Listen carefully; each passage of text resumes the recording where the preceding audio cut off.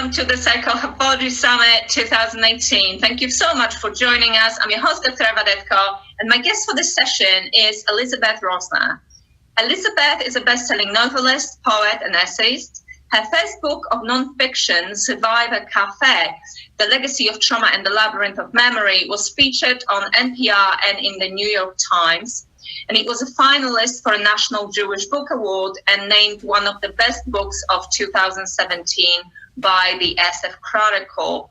Her widely translated novels won literary prizes in both the US and Europe, and Elizabeth's essays and poems have been published in the New York Times Magazine, Elle, The Forward, and numerous anthologies. So Elizabeth, welcome to the Psychohealthology Summit. It's so great to have you with us. I'm really looking forward to talking to you and have you share your insights and your story with regards to intergenerational trauma, which is what we're going to talk about here. So, yes, it's just great to have you here. Welcome. Thank you for including me. It's a vital conversation. I'm really glad to be a part of it. I absolutely agree. It is vital. And in fact, I know people... last year when we did this event for the first time, we didn't cover this subject. There's so much to cover in terms of emotional trauma and emotional factors in terms of health. But actually there were requests to talk more about intergenerational trauma. So here we are, and we're bringing you here because you have experienced this firsthand. So perhaps we can start with your story if you're willing to share it. Sure. My professional work and my personal work are deeply intertwined, as you know. And really, my story begins by being born into a family where both of my parents were survivors of the Holocaust. My father was born in Germany and was in Buchenwald concentration camp as a teenager, age 15 to 16. And my mother survived the Vilna ghetto and then a couple of years in hiding in the Polish countryside when she was a preteen and adolescent. And my parents met as refugees in Sweden after the end of the war. And they were married in Israel and they came to America in the 1950s. And I was born on the last day of the 1950s. I have an older sister and a younger brother. All three of us were raised in a small town in upstate New York. And in many ways, I say often that I learned about intergenerational trauma in utero, that I really do believe that for a long time we thought this was just anecdotal, or we thought that maybe my generation was being oversensitive, or we were told we were imagining things. But now that the science is really catching up with what we have known to be true in our psyches and in our bodies, the trauma that impacted my parents and their parents was passed to me through the modification of some expression of their DNA. And so I grew up feeling a certain hypervigilance, a certain layer of constant apprehension, mistrust, a sense that catastrophic things were looming always. Not that you would have described me if you met me as a frightened child. I think a lot of that was experienced for me internally. And it was only as I got into my teens and started really thinking about how I wanted to express myself in the world artistically that I started to recognize that there were these themes that were constantly emerging in my creative life that had to do with these stories that I'd grown up hearing, and also the silences sometimes that I grew up enveloped by. The things that weren't talked about somehow at times impacted me more than the things that were spoken about. And as I met more and more people who share my background, whose parents were also Holocaust survivors, we recognized that we had a lot in common, that we sometimes even had a certain kind of nightmarish quality in our dreams that didn't seem to belong to us, that felt as though even our dreams felt inherited sometimes.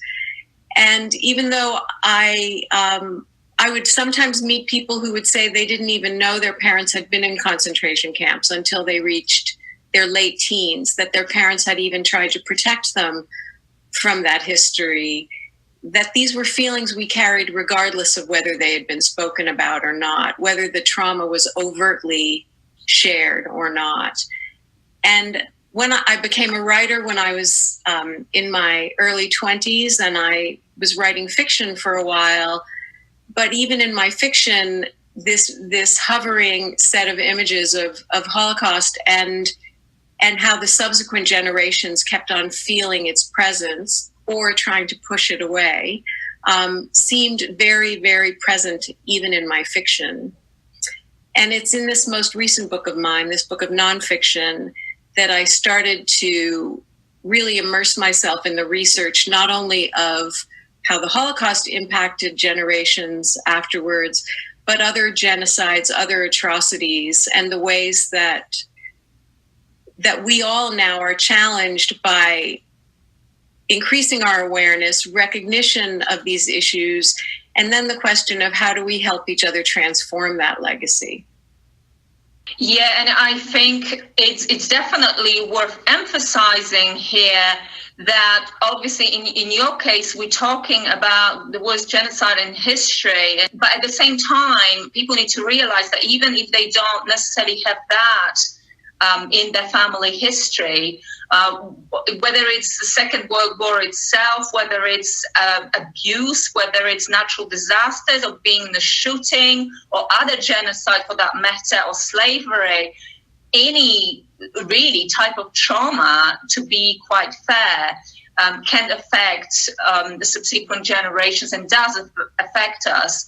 So in my case, so just to help people get their heads around what we're talking about here. So I've experienced intergenerational trauma in a number of ways. And obviously my grandparents were both in the Second World War, and my grandmother was more traumatized by that experience, I'd say, than my grandfather. But he was just the type of person who was just so acceptant of the environment and the world around him, and deeply spiritual, deeply religious, which I believe really helped him.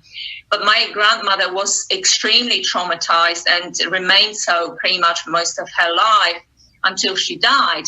And I also, as a child, had a lot of hypervigilance, and I wouldn't be at all surprised if that was part of my story was related to what my grandparents went through. But I also, my mother actually, when she was pregnant with me, her sister died, and the extreme grief that my mother went through definitely affected the outcome of the pregnancy. My sibling died in the womb and I survived, but I was extremely weak emotionally. I was hypervigilant. I was very anxious, very frightened of everything. So that was another layer. But also something completely different also happened. Well, I had an extreme water phobia. And when I went digging, because I was just thinking, well, I couldn't recall any incident in my childhood to do with water. We didn't live near water. And I spoke to my mom about it at some point, and she said, well, no, you never actually had any incident that could sort of result in this sort of behavior, in this extreme phobia of water. But actually, my mother almost drowned at some point, and that was the connection that I made. So that is yet another layer, another element. It's a completely different example, but there are just so many examples that we can give. So I just want people to understand that just because they don't necessarily maybe have any family members who survived Holocaust or other genocide, there could be other forms of trauma that they may well be affected by. It's very, very important, I think, what you're saying. And I think also embedded in your story is also an important understanding that similar events can produce really different responses in individuals. And so even when we talk about Holocaust survivors as a group, they're as individual and distinct as any other gathering of people. You can say that, yes, they have this common backstory in a certain way, but what they brought to it, what their own sensitivities were, what their own level of resiliency is. As you mentioned, the level of spiritual practice or spirituality that your grandfather had was so different than what your grandmother observed or practiced. And all of these nuances that combine to form the individual in the experience, plus other environmental factors. And I think what that actually does for me is it gives me hope that if all of these nuances are present, then each of us has a unique kind of construct that we can work with to respond to that inheritance. And that as we work in concert, as we work collectively toward that healing, we can also learn from each other what these different strategies are, what these different tools and abilities are. And all of it is really about learning how to recognize them, learning how to be aware of them. Some people may never be able to name exactly the source because we don't know how far back generationally the origins of these traumas are. We can't always know our family lineage more than a couple of generations, some of us anyway. And I think that what we see culturally that builds empathy in us culturally to recognize that everyone among us is walking around carrying some set of factors that have to do with their inheritance far beyond eye color, hair color, height, weight, things that we know for sure are genetically linked. We're really just beginning to understand the complexity of our inheritance. And somebody like Carl Jung, who was writing decades ago about the collective unconscious, was tapping into that awareness. And other cultures also really recognize things like, what the whole community has to do when you bring a warrior back from a battle. That you don't just welcome back a warrior and then life goes on as if nothing happened to this usually man while he was away from the community. There's a whole set of rituals and practices that the whole tribe together has to do to process the trauma of that individual, because that trauma really has a ripple effect on everyone. Yeah, it is an excellent point that we obviously the trauma does not just affect an individual. In the end, if we have a traumatized person within a family unit or community, they can easily be traumatized by association, as in the rest of the members of the group. So we mentioned that before epigenetics came along, this was more of a maybe it is, maybe it isn't, anecdotal, and perhaps people were not really taking that seriously when they were talking about this subject. So do you actually want to quote some of the experiments and research, or the mice and cherry blossom, and actually the research that was done with children of Holocaust survivors? Because I'm sure that's going to be of interest to people to know that this subject has actually been researched. According to what I understand, epigenetics as a concept, the idea that that the modification of DNA is passed generationally was studied in plants for quite a long time before they began to get interested in mammals. And in the experiments that I read about, the first ones took place at Emory University in Atlanta, Georgia, and a group of pre-adolescent mice, and that pre-adolescent is important because they wanted to ensure that none of the mice was pregnant already.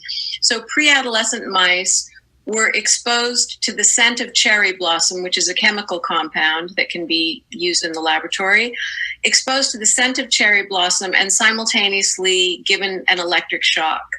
So these mice learned very quickly that this particular scent was associated with a terrible pain.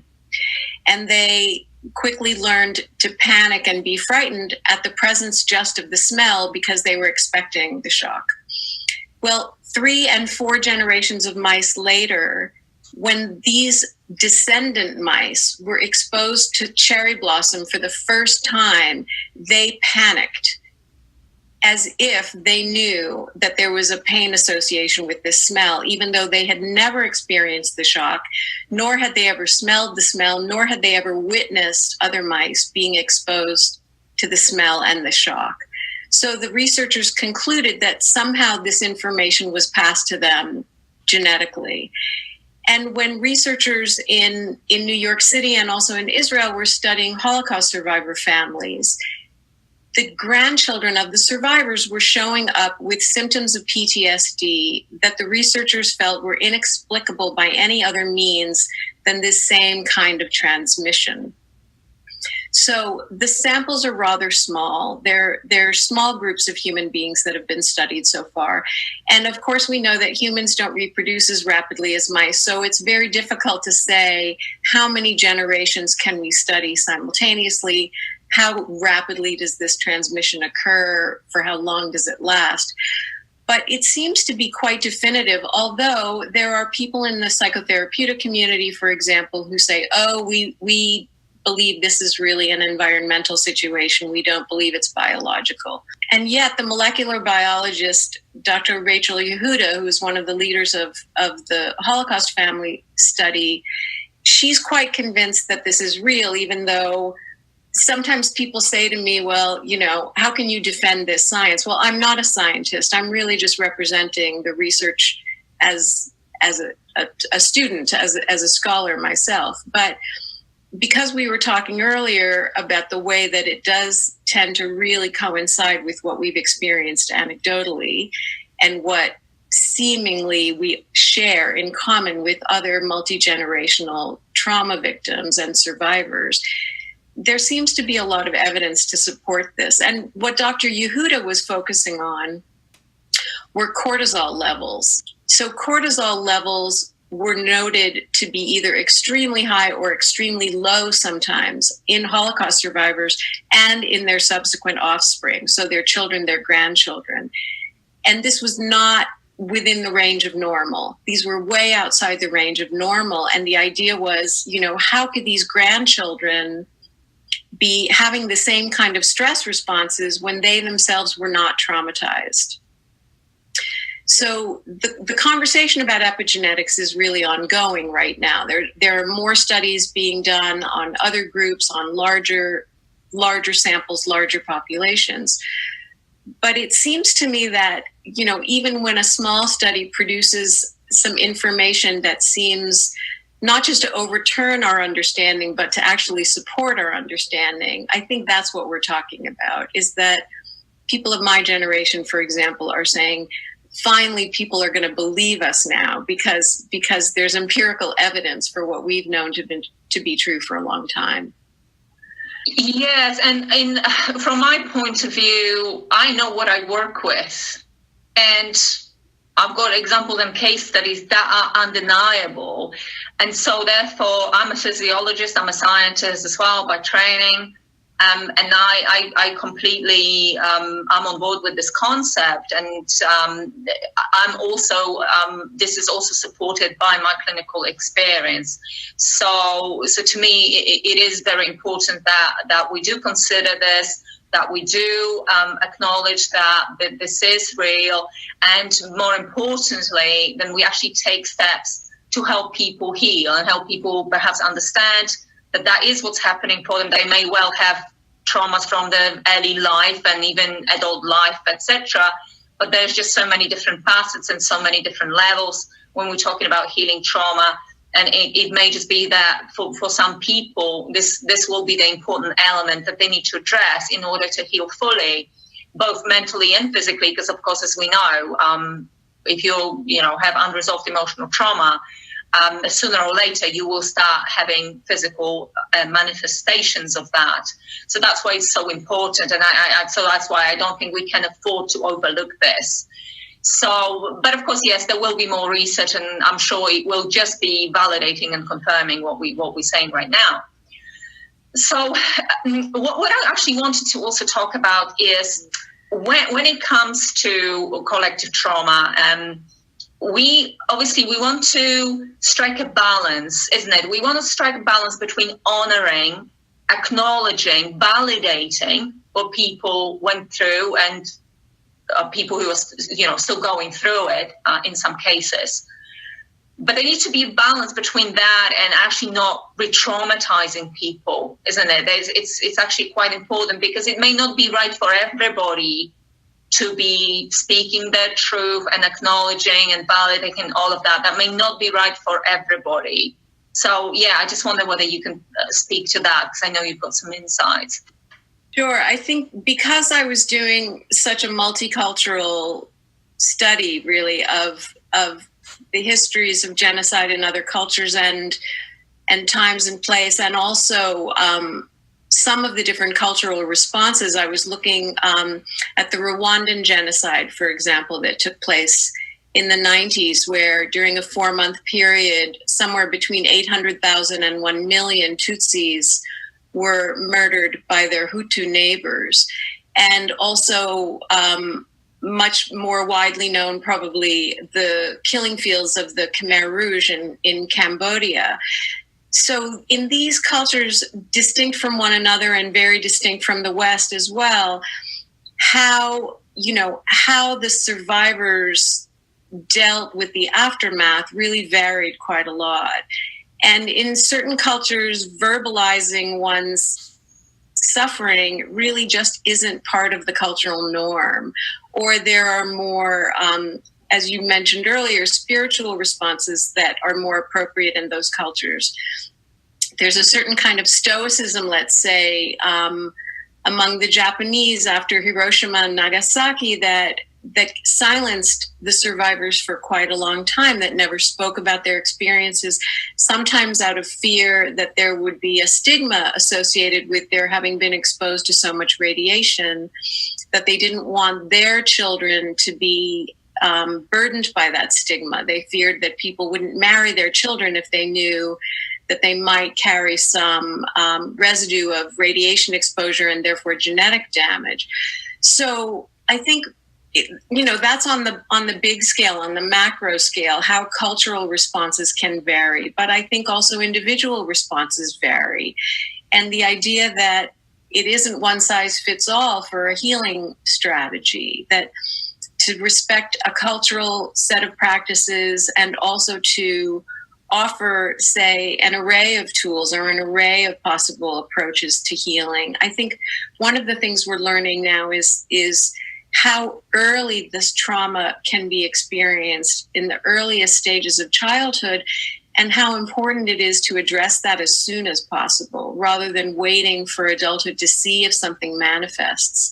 What you were saying before about the health impacts, we know there are measurable studies being done again about the effects of stress long-term on the health of the individual. And this is even impacting longevity. It's people are dying at younger ages when they were exposed to early childhood trauma.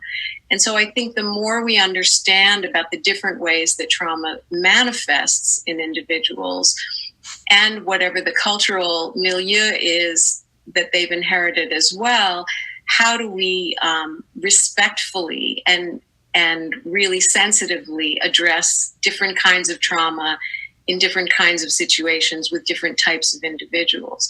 So even though in the West we really believe in the talking cure a lot, and I'm not disputing that, I think we also are recognizing that body-centered approaches are really important as well, and rituals and spiritual practice. And one of the things I love about what Dr. Yehuda says is that if we know that biology can be changed by our environment, by the impact of trauma, it's also true that our biology can change again, and that healing really is possible. I think sometimes people get afraid when we talk about intergenerational trauma that they're doomed to carry this trauma, that what they've been given they had no choice about receiving, and therefore they have no choice about carrying it and passing it forward. And I think that's a really important conversation to have too, is that the cycle can be discontinued. The cycle can be interrupted with healing modalities, of a variety of healing modalities. Yeah, absolutely. And the beautiful thing is that these days there are so many. There are just so many wonderful tools. And so I make a point of presenting as many approaches as I can, because for that very reason, different things appeal to different people. So even in this event alone, we have so many different approaches that can help. But you made an excellent point about the early manifestations of intergenerational trauma. And I think it's important to stress that here, because often when children have emotional difficulties really early on, you will hear that the child is a reflection of its environment.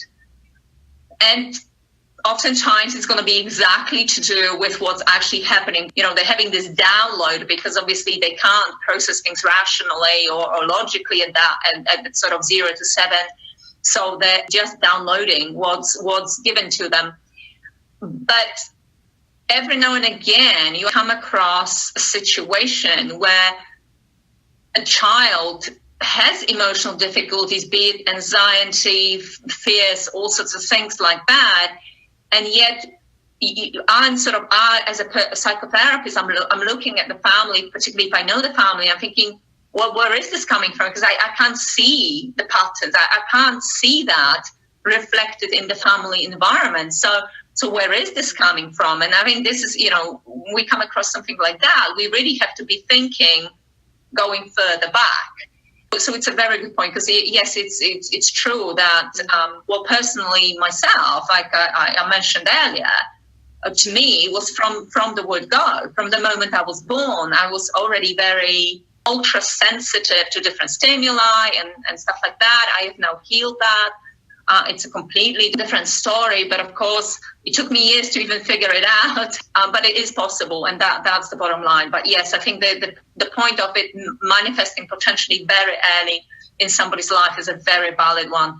Obviously, we talk about survivors and how trauma affects them, but you have also mentioned in an interview I listened to some time ago, what about the offspring of perpetrators? Because, of course, if somebody committed an atrocity of whatever kind, then we have their descendants, different people, completely, possibly just feeling the guilt, feeling just completely distraught over the fact that somebody they actually related to could do something like that. So I think that's also, we need to sort of give recognition and space, basically acknowledge that those people also need attention potentially. Yeah, I think that's a little bit challenging for people to embrace on a moral level, perhaps. The idea that sometimes perpetrators have some history of victimization themselves, and sometimes the descendants of perpetrators carry layers of shame and guilt that really aren't fair. And we can see this on a national scale in the country of Germany. To give one really probably the most obvious example, that post-war generations in Germany had this awareness that the world would always hold them responsible for mass murder that had taken place before they were even born. And so there was a whole period of time in Germany where, that shame couldn't even be addressed openly. And instead there was a kind of denial or bitterness or resentment or a refusal to really recognize the complexity of the emotional response. And I think what we're beginning to understand now is that it's possible to have a multitude of feelings at the same time about something. I mean, that sounds so silly, when I say it that way, but I think really it's still something as a species maybe that we're developing an ability to tolerate, that you can experience a sense of shame and then start to explore its underpinnings and recognize that that shame is something that was handed to you and that actually isn't yours to own. And I think as a whole populace, as a set of generational responses, Germany has been wrestling with that now we're really not just talking about the grandchildren of perpetrators, but sometimes the great-grandchildren of perpetrators, who have to decide for themselves one by one and also collectively, how much responsibility do we want to continue to take for what was done so long ago? And that responsibility also carries, for example, in terms of how are they going to respond to traumatized refugees coming into their country now? Do they still owe a kind of infinite reparation to others for crimes committed by their ancestors? And I think, in America, we have actually failed on a huge scale to address the perpetration in our own country, in my country. This idea that as a first-generation American, for example, it would be very easy for me to say, I don't have to take responsibility for slavery. I don't have to take responsibility for the genocide of Native Americans. Those weren't my people committing those crimes. But as somebody who benefits from white supremacy in this country, as somebody who benefits, my privilege is built on the backs of those atrocities, I do have a responsibility. Now, I think that's maybe slightly different than what we're talking about in terms of literal generational inheritance. But in terms of this bigger cultural sensibility about why is there so much ongoing racial antagonism and anxiety and mass murder, these are struggles we are all participating in to address these legacies. So descendants of slave owners and descendants of slaves have to talk to each other about this shared legacy they carry, and how they get to address it in the present moment. So work I've done, for example, with descendants of Nazis in drama therapy circles, using psychodrama, using the tools of psychodrama to help us really look at one another as human beings who carry a certain package of suffering. It's not just one type of suffering. What is it like for me to humanize the descendant of somebody who tried to kill my parents, who may have murdered the families of people that I love? How can I humanize that person? Well, dehumanizing them and demonizing them is not the answer. I think dehumanization is really only possible when you fail to recognize yourself in the other. And it's a tool of war. It's not a tool of peace. Absolutely. It's very, very interesting, because obviously those dialogues are not really encouraged so much, and perhaps it would be of benefit to a lot of people if they were. Mm-hmm. So we're talking about the past and slavery, Holocaust, but really this is happening right now in many countries, many parts of the world. This is still happening, right? And in a way, everywhere we look, and if you switch on the news, you will hear it and you will see it. And in some ways, what is concerning perhaps is because there's so much that sometimes people can desensitize, because they'll just see it over and over and over again. And I think there's a danger associated with this desensitization. But then on the other hand, there will be people who will feel traumatized just because they can't do more, or they can't really do anything in certain instances, and they just see it happening, and they relate to it, because if a small child is dying in because the town is being bombed, then somebody who has a child can instantly relate to that. And so in some ways, I think you call it moral trauma, when people get traumatized because they feel completely helpless and powerless to do anything about it. So there's all of that happening as well, isn't there? Yeah, I first came across that term moral injury with reference to veterans, to military, who weren't themselves necessarily perpetrators of atrocities, but who witnessed an atrocity and felt, for whatever reason, helpless to prevent it.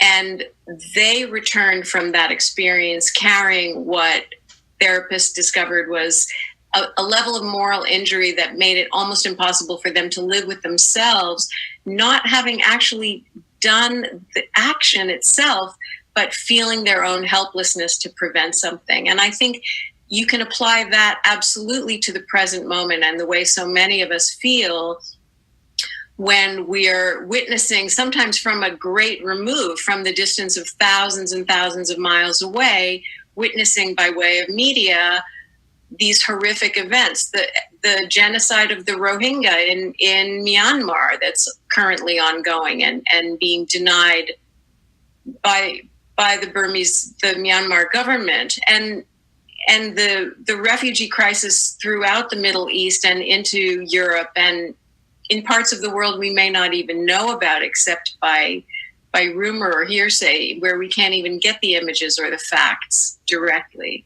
But this idea that we are all bystanders to horror almost on a daily, hourly basis, and how do we reconcile that with our own sense of morality and justice and a wish to do good in the world and to help?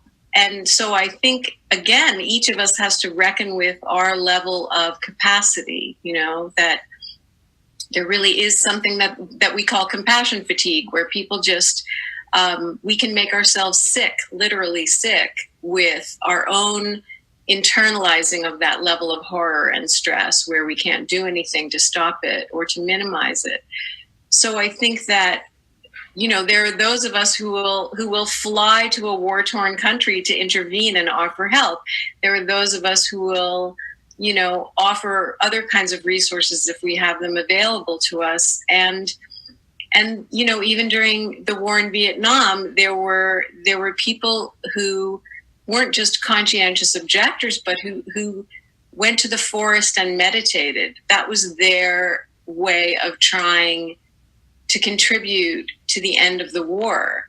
And so I think there's a spectrum, right? There's a spectrum of sensitivity. There's a spectrum of capacity. There's a spectrum of knowing what your own tendency to be traumatized is, and being self-loving and self-caring in the context of the bombardment, literally. We use these military terms sometimes where we're being bombarded by news. For some of us, that really does feel like an attack on our bodies. It really does feel like something physical, not just metaphysical, is happening. So there's no right answer for how to practice compassion and empathy, depending on what you've been through yourself. On the one hand, I believe that as a daughter of survivors and as somebody who has really been extremely porous, let's say, to the suffering of others and to the stories of suffering of others, I have learned that I have to sometimes make sure that I have, a semi-permeable membrane and not a totally permeable one. That I have to sometimes really get very, very quiet and isolated in order to regain my own well-being, so that I can help others from a place of my own health and my own equanimity. But everybody really needs to figure that out individually, and that can change over a lifetime. That can change over the course of a few days, even. It's not an all or nothing exploration. There, as I said, that word spectrum to me is really useful. That you can place yourself along the spectrum and you can move to different places along the way. How much compassion can you tolerate giving, and how much empathy have you already given away?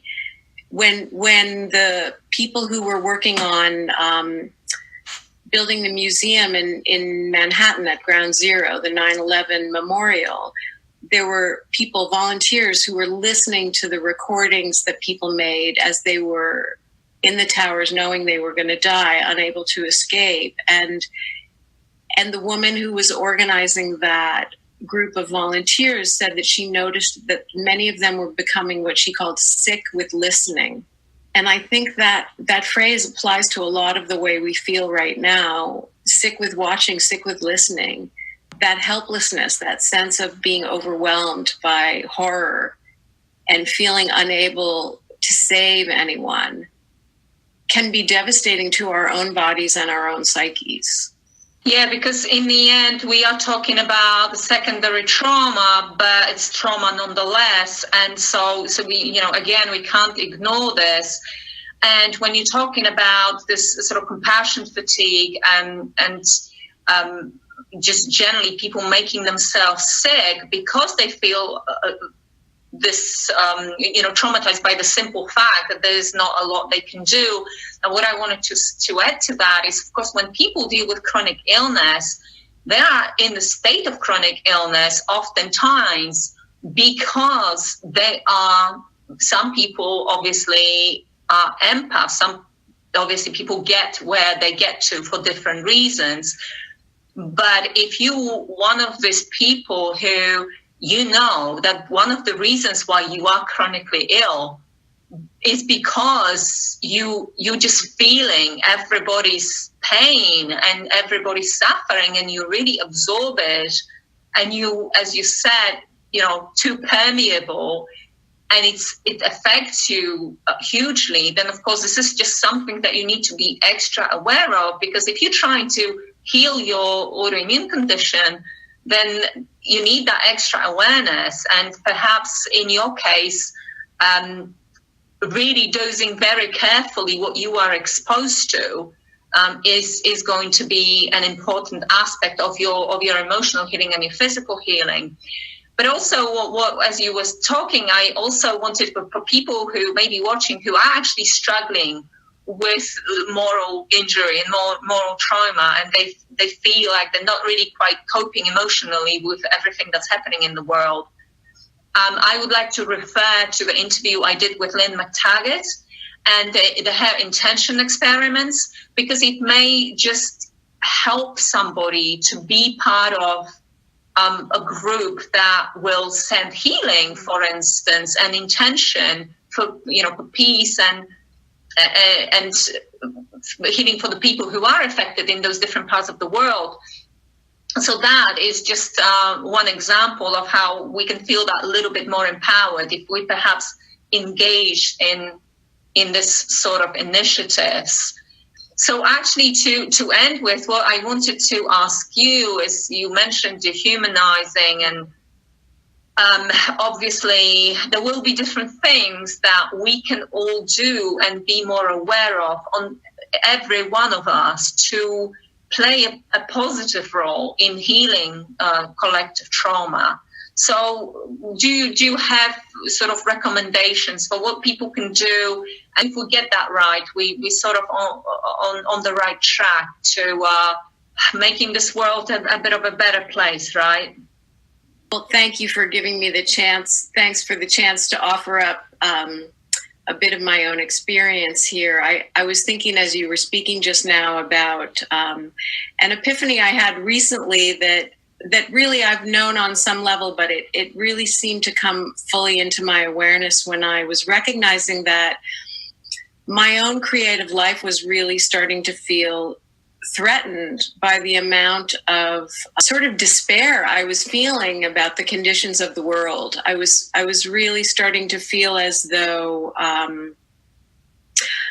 being a writer couldn't possibly serve any purpose or offer up any meaning in the face of so much violence and injustice, and the list goes on, right? And then I had this recognition suddenly that I was allowing the most negative behaviors and ideas and philosophies, if you can call them that, the most negative approaches to life were colonizing my brain, that I was feeling like I had begun to absorb so much negative imagery and so much hate speech and so much misuse of language and so much pathological lying, and that my own mind and thoughts were being distorted by that. And I realized that was the only thing I really did have a choice about, that it's something that Viktor Frankl wrote about in Man's Search for Meaning, all the way back to his experience in a concentration camp, that under all circumstances, especially the most dire, the one choice we have is our thoughts, our attitudes, our sense of self.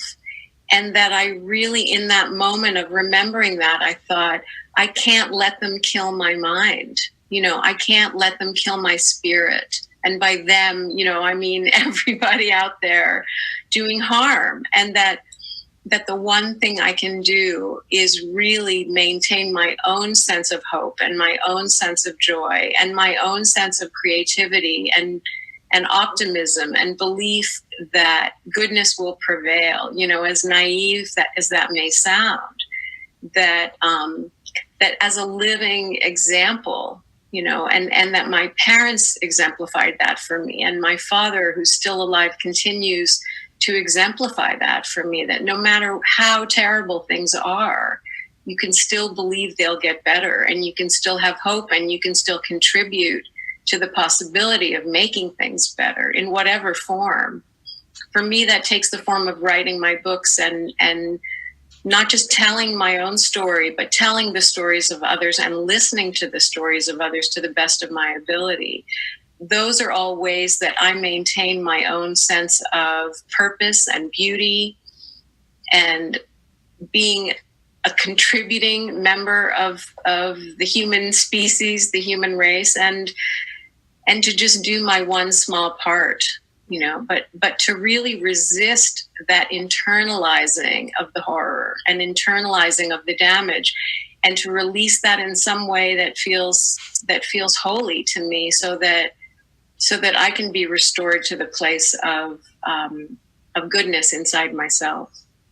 That just fantastic that you have shared it, and who will resonate with that, I'm sure. And so yes, thank you, Elizabeth. You've been wonderful, and I thank you so much for coming here on behalf of myself and everybody else. But I wanted to ask you if there's anything that you wanted to share with the viewers before we finish. Perhaps about, I don't know whether you've got new books coming up. What's next for you? Can I hold this up? This was the book that came out last year that we were talking about. It's coming out in paperback in September. It'll be out, I guess, when people are listening to this, it will be out in paperback. And I'll be traveling all over, speaking about it, giving talks and presentations, and really participating in this kind of conversation as many times and as many places as I possibly can. This really is, it's my life work. It means everything to me to be able to share with you in this way. So I want to thank you so much for letting me be a part of your big, important discussion on subjects that I know are very dear to both our hearts. Thank you. Well, again, thank you so much. Appreciation for you coming on to this event and sharing everything that you have. Absolutely amazing. So thank you again, Elizabeth. It's been great to talk to you. Thank you. Thank you very much for watching.